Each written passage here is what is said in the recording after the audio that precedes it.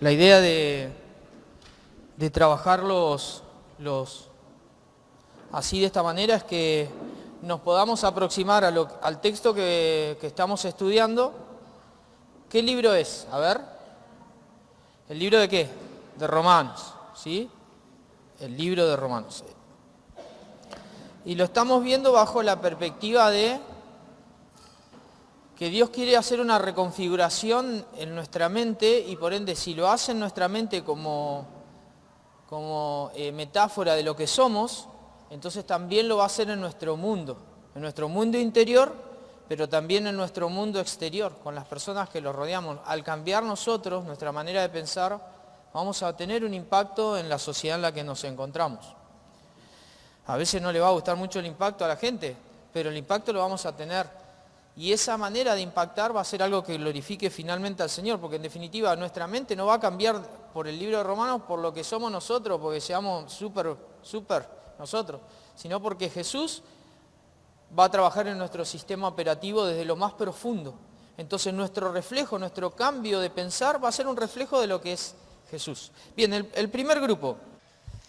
Las analogías en este grupo eran medio raras, así no las vamos a mencionar, pero bueno, a nosotros nos tocó la mujer adúltera, liberada del pecado. Esto lo podemos leer en Juan 8 del 1 al 11.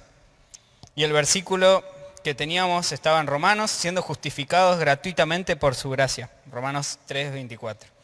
La primera pregunta era, ¿cómo describe la historia la situación de la mujer ante sus acusadores y qué tan indefensa estaba? Bueno, primero que nada la mujer estaba vulnerable porque estaba ante todo el pueblo, los escribas y fariseos, y estaba totalmente indefensa. Acá podemos ver de que ella había sido encontrada en adulterio, por lo tanto la agarraron ahí en el momento y la llevaron así como estaba. Podemos decir que estaba desnuda incluso frente a muchas personas. Por lo tanto estaba totalmente indefensa y vulnerable.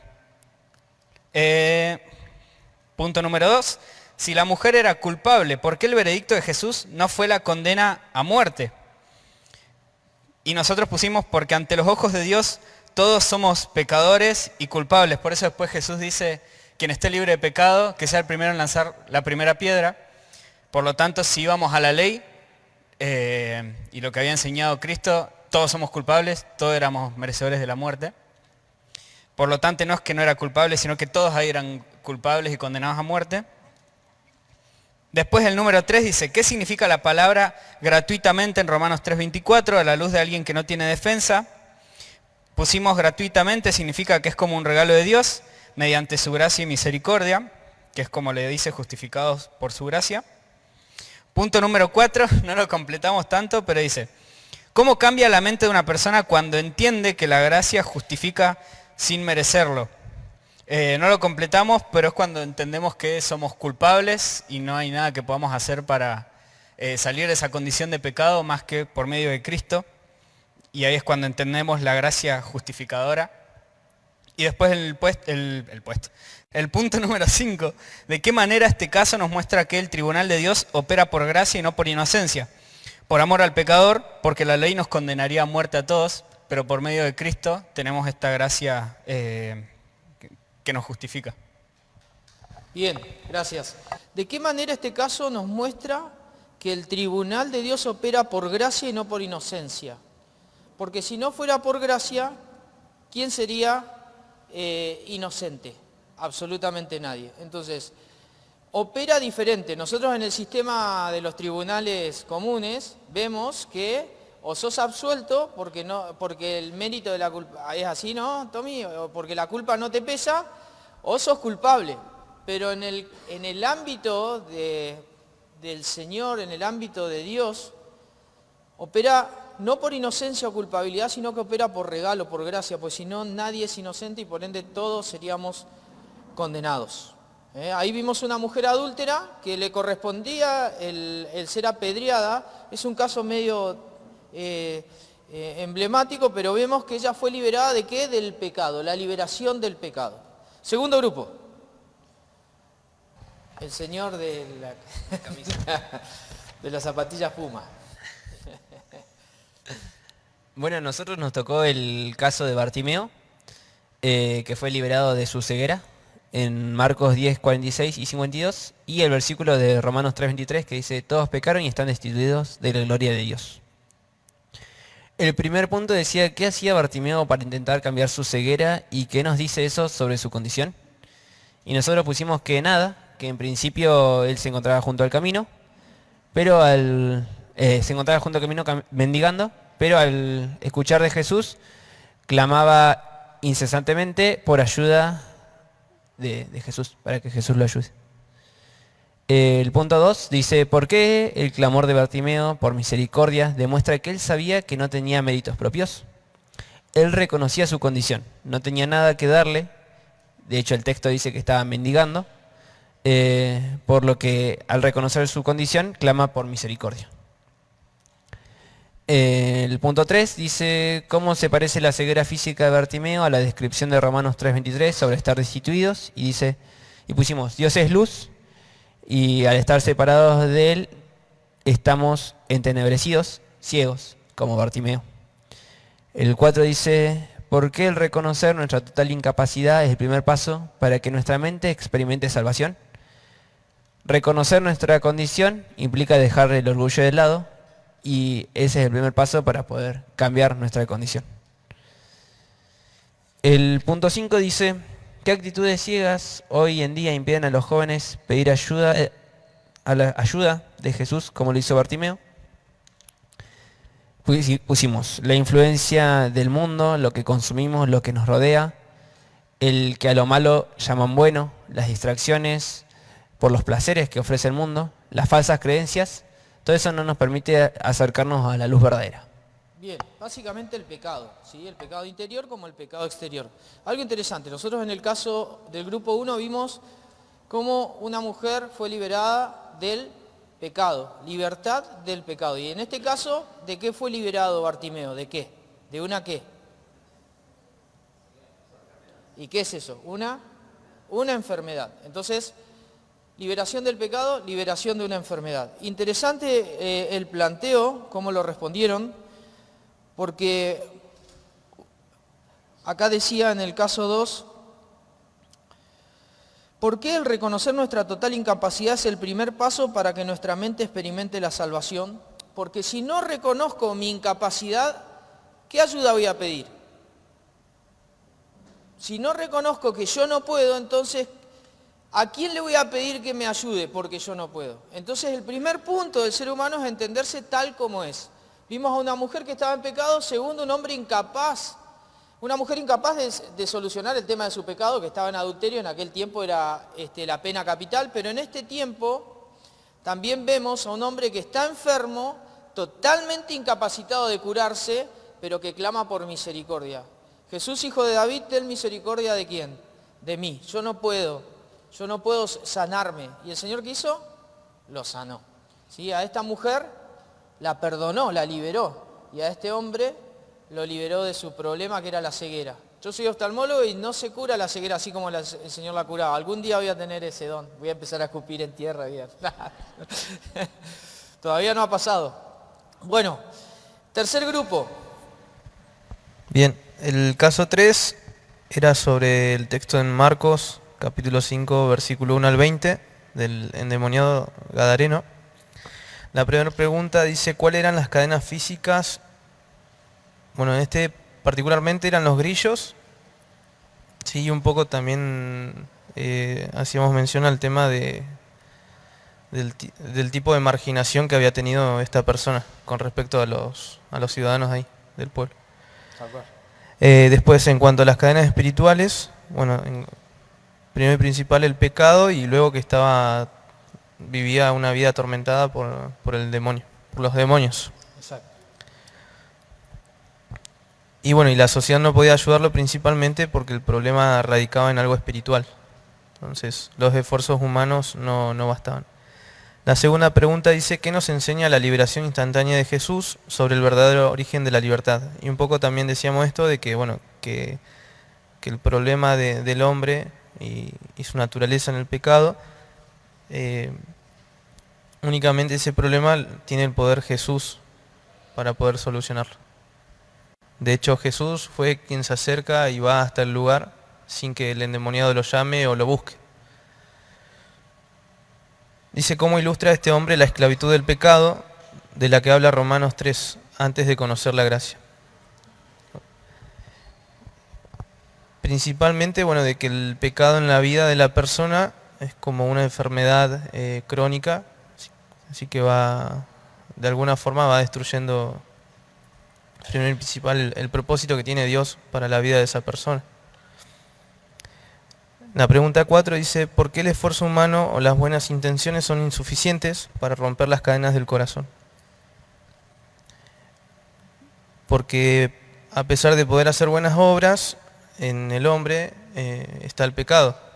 ¿Sí? Aún es pecador, entonces eso, por más que hagas un acto bondadoso, te sigue dejando lejos de Dios, como dice Romanos 3:23. Y la última pregunta, la pregunta número 5, dice, ¿qué cambios en la mente y en la identidad se ven en el Gadareno después de que la gracia interviene?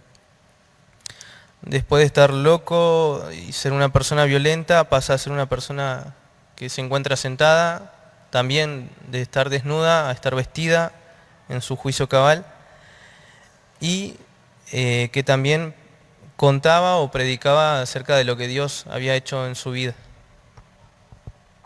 Una transformación total. Entonces, acá vemos a alguien liberado ¿de qué? ¿De los qué? De los demonios. ¿Sí? Entonces, libertad del pecado, libertad de la enfermedad y libertad de los demonios. ¿Sí? 3 cosas que el hombre no puede dominar, pero que nos muestran la faceta en la cual nosotros nos movemos en este mundo. Es muy importante que entendamos que el Gadareno es una imagen extrema de la esclavitud humana. Un hombre que estaba fuera de sí, atado con cadenas y que lo tenían que tener excluido de la sociedad por el peligro que mostraba. Y su liberación muestra que el poder de Dios no nace del esfuerzo humano, no nació de su poder, sino de la intervención de Cristo en su vida. Cristo es el que rompió las cadenas que lo subyugaban al poder de los demonios. Fíjate, la mujer representa a un pecador, la mujer del grupo 1, que llega a un tribunal sin argumentos y la justificación no le ocurre a esta mujer porque era inocente, sino que le ocurre porque la gracia interviene. En este caso, en el de Bartimeo, él no podía abrir sus propios ojos, ¿sí? no podía resolver su problema, su déficit espiritual, pero encontró en Jesús la misericordia. ¿Sí?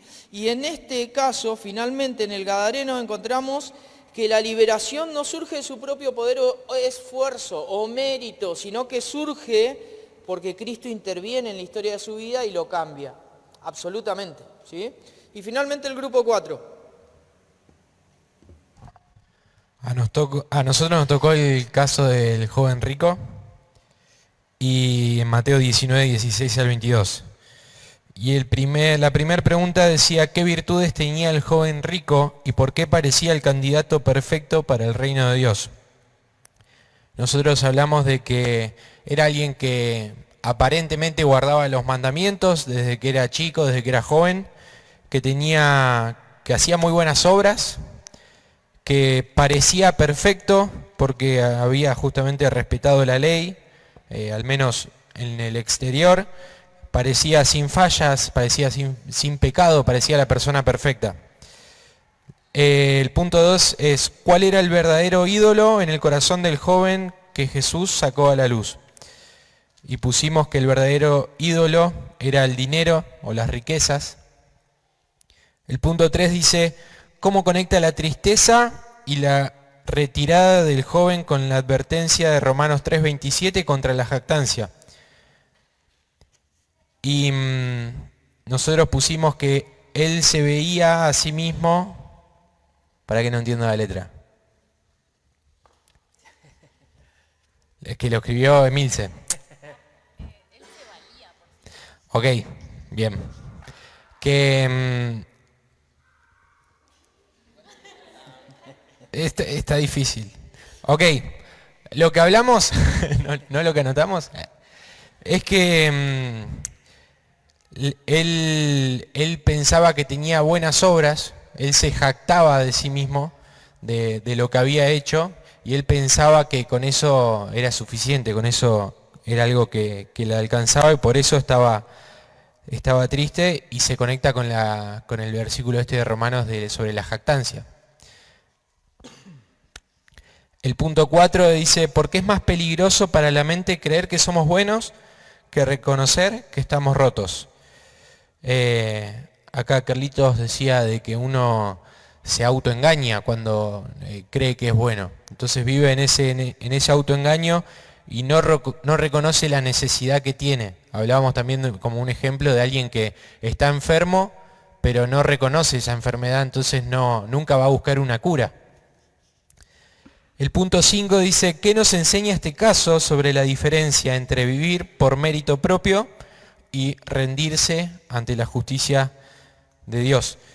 Y nosotros pusimos que la diferencia es que ante la justicia de Dios, ninguno de nosotros llega a dar la talla, ninguno ante la ley, ninguno sale bien parado, como quizás lo pensaba este joven, y mucha gente piensa en cuanto a las buenas obras, sino que somos inmerecedores, no tenemos mérito para conseguir la salvación o para merecer la salvación. Gracias. Bien, excelente todos los grupos. Ahí vimos, mientras la adúltera, la mujer adúltera que no le conocemos el nombre, pero sí el pecado, ¿sí? Bartimeo y el gadareno reconocieron su necesidad, el joven rico nunca abandonó la lógica del mérito, la de que yo soy bueno, que yo soy el crack, que yo soy el mejor, que yo cumplo, que yo estoy preparado para ingresar a ese reino. Por eso los 3 primeros casos vimos gente que fue liberada porque se dio cuenta de su imposibilidad, y su imposibilidad les abrió la mente y los llevó a entender la necesidad y conocieron a Cristo el Salvador. Sin embargo, el joven rico estuvo con Jesús, pero nunca encontró en Jesús la respuesta. ¿Por qué? Porque él amaba las riquezas. Cuando el Señor lo llamó a seguirle, que venda todo lo que tenía, dárselo a los pobres y seguirle, le estaba diciendo, entregá tu corazón a mi voluntad. Y el joven rico no quiso. Amó más las riquezas y se perdió la oportunidad de ser liberado de su propio pecado. Ahora, en este tiempo nosotros estamos viendo todos tocaron algún texto con respecto a Romanos, si se dieron cuenta, en parte es lo que nos toca hoy, ¿sí? En el capítulo 3, del verso 21 al 31, no lo busquen, pero es lo que vamos a ver hoy, después lo pueden repasar en casa. De hecho, presten atención, traigan para apuntar, porque la idea de esto es que después puedan responder las preguntas del grupo, no sean ratas. Fueron 7, 8 respuestas las que tuvimos, entonces vamos. Activen, gente, activen, porque a mí me cuesta hacerle las preguntas, gente, entonces por favor respóndanme a mí, aunque sea por amor al que las hace, ¿sí? Bueno, primer lección que tuvimos, todo empieza en cómo pensás, y a través de esa lección aprendimos que la verdad es lo que define nuestra vida, quiénes somos.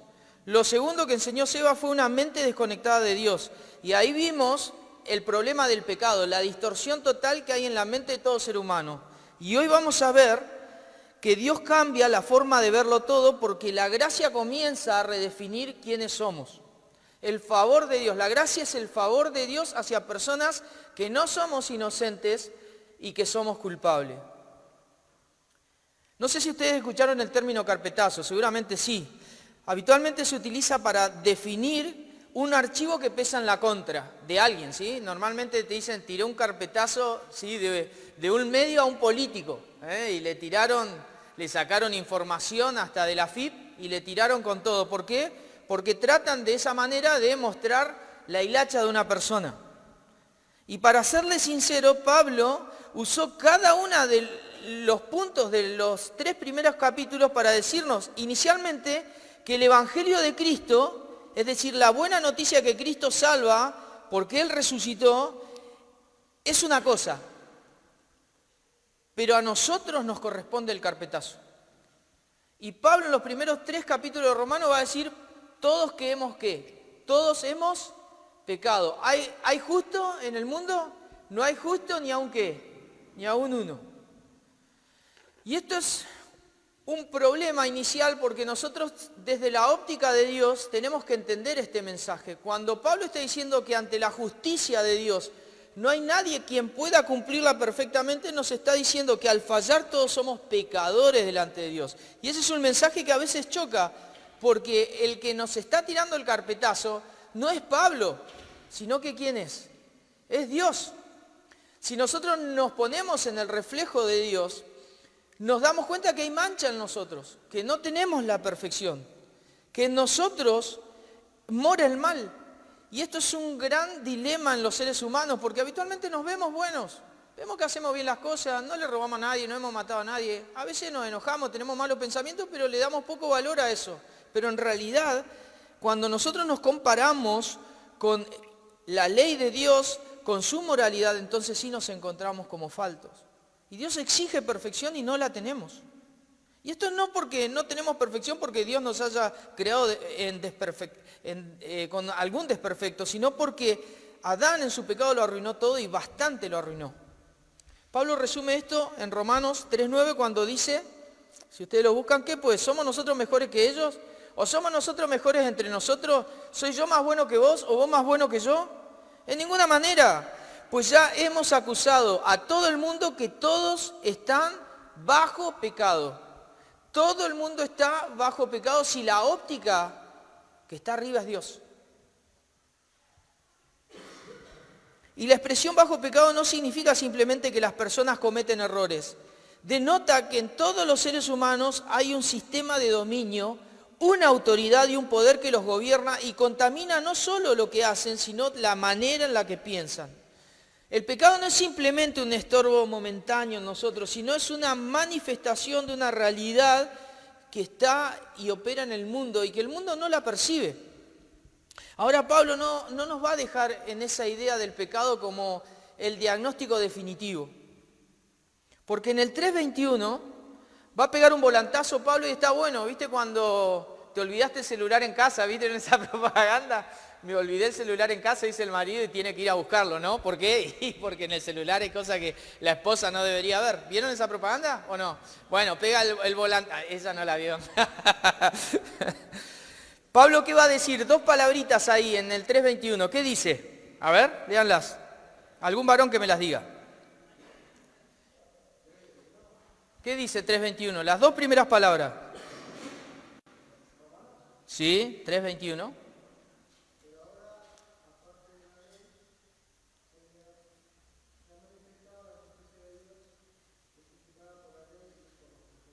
Muy bien. Pero ahora, dice Pablo, esas son las dos primeras palabras. Ese es el primer volantazo de Pablo. Ese pero ahora nos está diciendo, está bien, todos estamos bajo pecado, pero hay gracia, hay perdón, hay misericordia. Dios está dispuesto a declarar justo a personas que no son inocentes, que están con imposibilidades, que no merecen absolutamente misericordia, que están atados en sus propias cadenas, como los casos que ustedes me mencionaron hoy. Hay gracia para los seres humanos, hay perdón. Ese giro es lo que muestra un cambio en la historia de la salvación. Antes, en los tiempos de la ley, regía la condenación. ¿Por qué? Porque la ley de alguna manera mostraba a los seres humanos que nadie la podía cumplir. Por eso había un sistema sacrificial en el Antiguo Testamento, se lo pueden leer en el Levítico 16, donde se sacrificaba un cordero como símbolo de sustitución, símbolo, para remisión. Y eso se tenía que repetir una vez por año al menos. Era un tipo de sacrificio entre todos los que había. Sin embargo, hay un cambio de era en ese pero ahora, porque en Cristo ahora sí hay gracia y hay salvación. Y este punto es importante porque ¿cómo viene a operar la salvación en una mente dominada por el pecado? Porque vimos, el pecado distorsiona la mente de todos los seres humanos. Ahora, ¿cómo opera la salvación? Bueno, imagínate que Dios no hace un cambio de software, ¿viste? Como cambiar de Linux a Windows. No hace eso Dios. Dios te saca el sistema, te saca el CPU completo cuando crees en Él y te instaura uno nuevo. Y en ese CPU que instaura en tu corazón, cuando crees en Él, también pone un sistema operativo nuevo. Cambia todo absolutamente en tu corazón. ¿Nos podemos justificar ante Dios? ¿Podemos? Podemos intentarlo, pero realmente no podemos, no alcanzamos. Miren, paradójicamente muchas personas demuestran lo fallado que está el sistema de pensamiento y el sistema operativo que tienen en la mente, que aun cuando Dios nos dice, no hay inocente, están todos bajo pecado, no hay justo ni aún uno, ¿qué hacen las personas? Intentan convencer a Dios de lo que Dios nos está diciendo. Fíjense si no el pecado no daña a las personas. Que las personas, a pesar de escuchar la razón por la cual Dios nos quiere salvar, y es que somos pecadores, las personas niegan eso. Dios, estás equivocado y yo te voy a demostrar que no estoy en pecado. Pero es Dios. No sé si vieron yo les mandé ese videito de ese muchacho que estaba orando por la novia y Dios le dice, esa no es, esa no es, esa no es. Y él empieza a querer callar a Jesús y empieza a decirle, no, yo quiero, no, estás equivocado. Al final le pedía a Dios y finalmente Dios estaba equivocado. Así es el hombre. Por eso, aunque parezca que esté todo perdido, Dios cambia, Dios está dispuesto a mostrar un cambio y lo hizo a través de Cristo.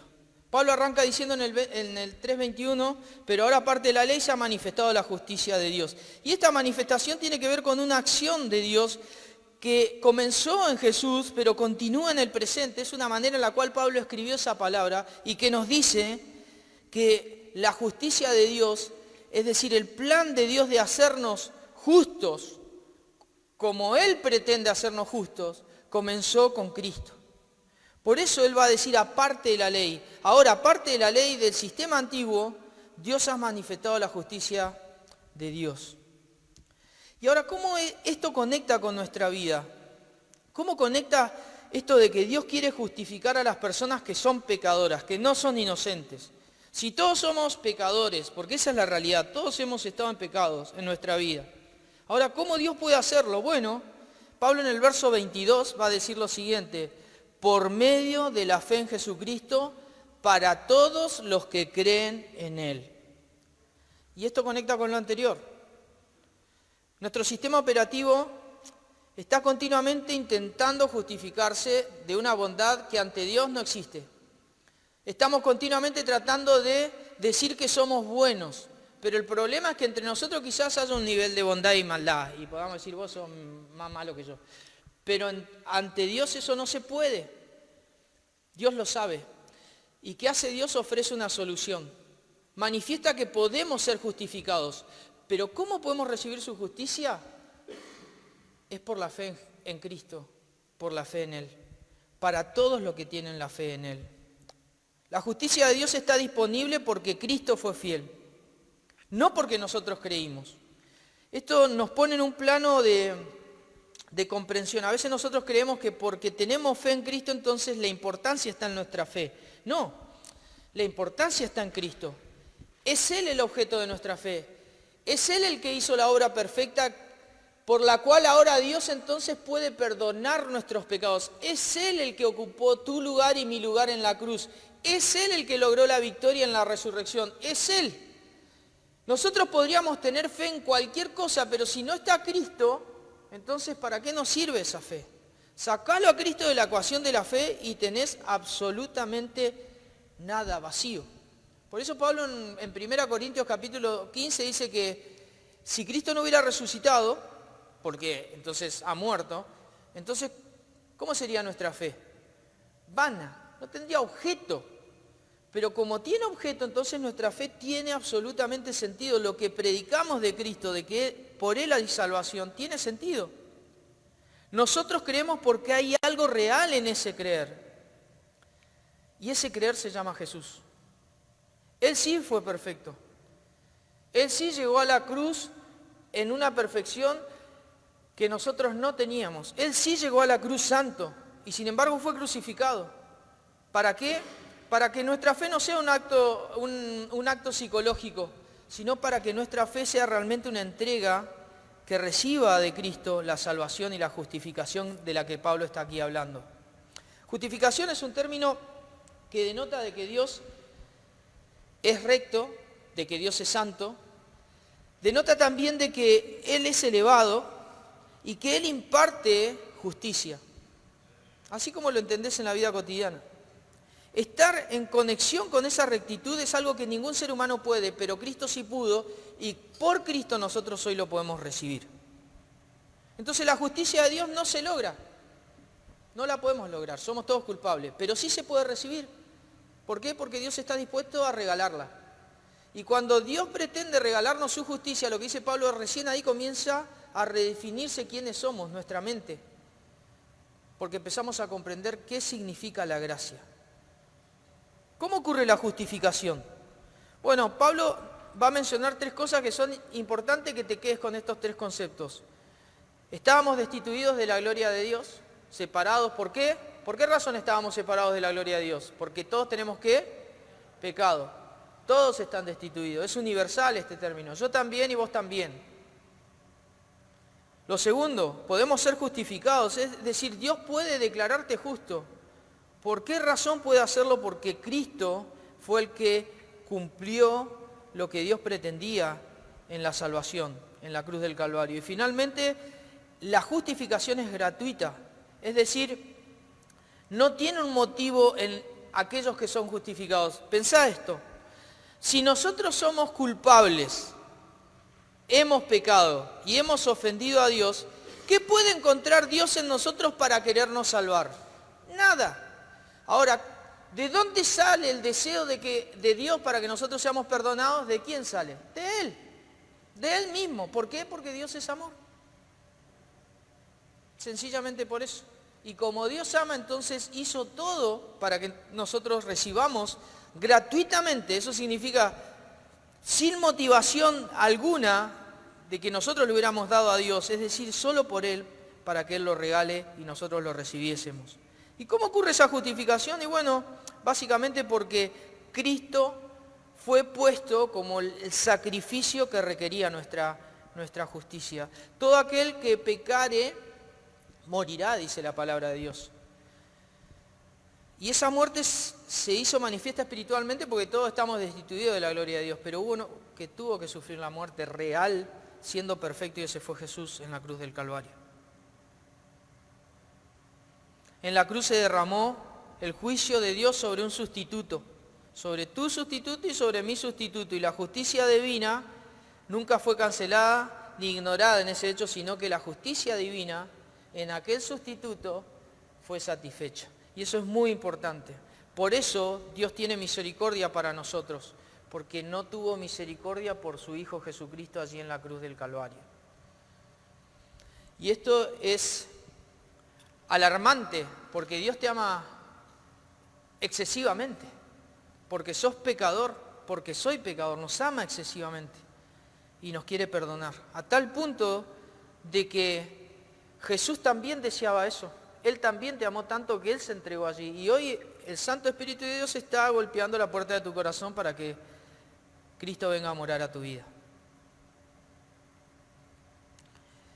Pensaba en esto del sistema de la gracia, y es que nosotros en este mundo, en este sistema, continuamente estamos operando bajo mérito. Estamos en un mundo que es una trituradora de carne, donde el valor de las personas es por lo que han logrado, es su estatus. La gente corre tras el estatus y la gente quiere alcanzar el estatus, quiere ser admirada. Y ese chip muchas veces viene del mundo, viene al plano espiritual y nos hace creer a nosotros los creyentes que también podemos armarnos de un sistema meritocrático, ¿no? Si leí la Biblia a la mañana, si fui al grupo de jóvenes y no me mandé ninguna macana visible, entonces muchas veces en ese sentido de bondad, creemos que Dios nos va a tirar un like del cielo y nos va a decir, bien, buen siervo y fiel, como si Dios dependiera de lo que nosotros hacemos para amarnos. ¿Fue así antes? No. Y aún sigue siendo así después, porque el amor es Él. Él es amor. Y nosotros muchas veces en esa manera de emular la cultura del mundo creemos que acá en la iglesia es un sistema de valores similares, donde hay más espirituales y menos espirituales. Y así no debería ser acá. No deberíamos extrapolar el chip del mundo. ¿Dónde pues está la jactancia si Jesús es el que nos salvó? ¿Dónde queda el orgullo personal si somos todos pecadores salvados? ¿Dónde queda? Hay que guardarlo, ¿sí? Hay que guardarlo. ¿Por qué? Porque no puede haber orgullo en personas que necesitaron de Jesús. Una mujer adúltera, una persona enferma, un hombre endemoniado, todos necesitaron de ese mismo Jesús. Nadie se podía sacar el problema de sí mismo. De hecho, el joven rico también lo necesitaba, pero el problema del joven rico es que no supo reconocer su necesidad. Y eso tiene que hacer que la iglesia, el ambiente de la iglesia, no sea un ambiente de insana competencia, sino que el ambiente de la iglesia tiene que ser un lugar donde vos aprendas a crecer en un contexto donde hay hermanos mayores y hay hermanitos menores. Pero no importa, mayores en edad espiritual, no por ser mejores que vos o peores, porque así como no funciona eso allá, cuando éramos todos incrédulos, menos va a funcionar en la iglesia de esa manera. Y así tenemos que aprender a vivir como cristianos. Eso no significa de que nos olvidemos de que vivir bajo la gracia es una responsabilidad y estar cerca del Señor como una relación viva es algo que es lo mejor que te puede pasar. Pero eso no nos puede hacer creer a nosotros que somos mejores que otros. La gracia es el único concepto religioso que va en contra de todo el instinto egoísta que nosotros tenemos. El Evangelio nos dice que somos pecadores y que hizo falta que el Hijo de Dios muriera por nosotros. Y eso aniquila cualquier clase de orgullo que tengamos de creernos buenas personas. Jesús tuvo que morir por vos y por mí. Al mismo tiempo nos dice que somos amados y valiosos porque Jesús estuvo dispuesto a dar su vida por tu vida y por la mía, pecadores que no merecíamos eso. Así que el sistema del mundo, que es un sistema de mérito, no tiene que intrometerse en el sistema de la gracia de Dios aquí en la iglesia. Y eso te tiene que animar a ser parte de la iglesia. Si Dios me salvó y me ama, entonces yo voy a estar con aquellos a los cuales Dios también los ama. Y me hago cargo de que creí en Jesús alguna vez y cambio mi chip. Empiezo a madurar, empiezo a sentir que mi relación con Cristo no depende de que Seba hoy no me miró bien, o que alguno me hizo una cargadita y me ofendí. No, empiezo a madurar porque el chip de Jesús está en mi mente, está en mi corazón y empiezo a cambiar mi manera de ver mi mundo y la manera de ver el mundo en general. Cuando uno entiende la gracia, cambia entonces la manera de vivir. Pablo en el Romanos 3:28 dice, concluimos pues que el hombre es justificado por fe sin las obras de la ley. Concluimos pues, el hombre es salvo por fe sin las obras de la ley. Este concluimos está muy bueno porque es una palabra contable, matemática. Y nos dice que Pablo ya hizo todas las cuentas, sumó todo, restó el pecado, metió la variable de la cruz y el resultado es indiscutible. Las obras, el mérito, no le aportan nada a tu relación con Dios, ni antes ni después. Lo que hacen las obras ahora, las obras de obediencia del Espíritu Santo, es simplemente mostrar de que Dios está obrando en nuestra vida, pero no nos hacen mejores que nadie. No nos hacen mejores que nadie. Cuando una mente pasa al chip de la gracia, el Espíritu Santo opera en una transformación que se nota con evidencia visible, que nosotros decimos empírica, ¿sí? Como cuando vemos los resultados del medicamento en una persona. Le das a alguien un antipirético para que le baje la fiebre y ¿qué esperás? Que le baje la fiebre. Si no le baja, otra dosis más, ¿sí? El Evangelio nos muestra que no somos más pecadores de lo que imaginábamos. Y también nos muestra que hemos sido amados de la manera en que jamás habíamos soñado.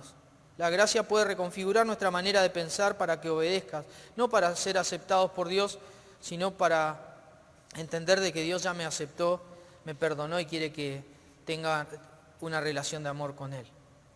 Finalmente, la gracia también tiene poder para hackear el sistema del mundo. Puede hackear tu vida y además el sistema del mundo. Porque como decíamos, en el sistema del mundo impera el mérito. Y el problema del ser humano, en definitiva, siempre ha sido el orgullo. Hay mucha gente que cree que Dios puede salvarlo por mérito. ¿Y Dios puede salvar por mérito a alguien? No, no puede salvar a nadie. Lo dijo Pablo. Concluimos pues que la justicia de Dios no es por las obras de la ley, ¿sí?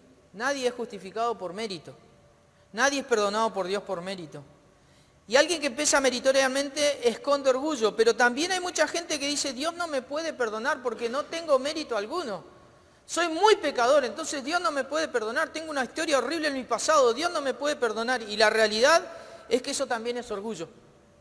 Tanto el que se cree súper bueno como aquel que se cree súper malo y cree que Dios no lo puede perdonar, ambas situaciones son orgullo manifiesto. Miren, la gracia es el hackeo definitivo del sistema del mundo. Un joven que entiende la gracia de verdad, el favor de Dios, el regalo amoroso de Dios de la salvación, nunca va a competir por su valor. Siempre va a saber que Dios lo ama, va a entender de que Cristo murió por él y va a vivir con una mente de alguien que se sabe perdonado por Dios. ¿Qué ganas vas a tener vos de competir si sabes que Dios te perdonó? Ninguna.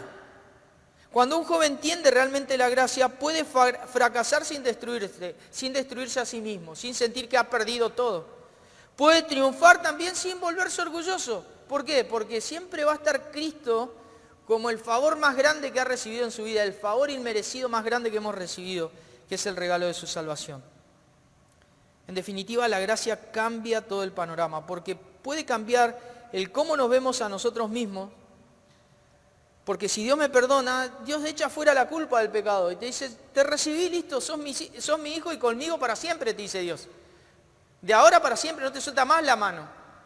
La eternidad te espera junto a Él. Cambia cómo ves a los demás, porque dejas de pensar en las personas como algo que puede alimentar tu ego.